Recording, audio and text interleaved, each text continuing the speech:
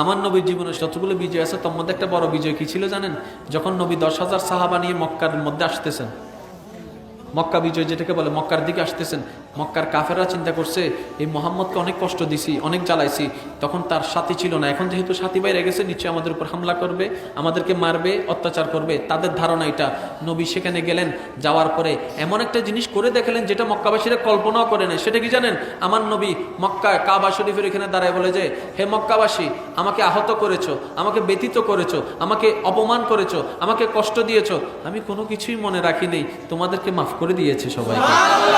এখন তারা ধারণা করলো কি নিশ্চয় হামলা করবে, যেহেতু পাওয়ার এখন 10,000-এর বেশি সৈন্য আছে, এখন যেহেতু জনবল বেশি, পাওয়ারটা কাজে লাগাই আমাদেরকে হামলা করবে। কিন্তু আমার নবী এমন একটা জিনিস করে দেখালেন, কাফেরদের মনের মধ্যে একটা তুফান সৃষ্টি হয়ে গেল।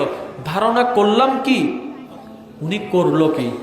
শুধু নবীর এই মাফ করাটা দেখে অনেক বিধর্মীরা মুসলমান হয়ে গেছেন, নবীর মহাব্বতে প্রেমে পড়ে। এখন বুঝতে পারছেন মহাব্বত জিনিসটা, প্রেম জিনিসটা কি, ক্ষমা জিনিসটা কি?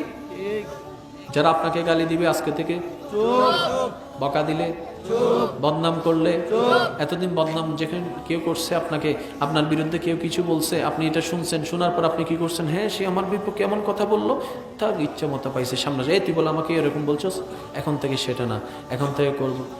সে যদি আমার বদনাম করে মনে শান্তি পাই, করছে আর কি।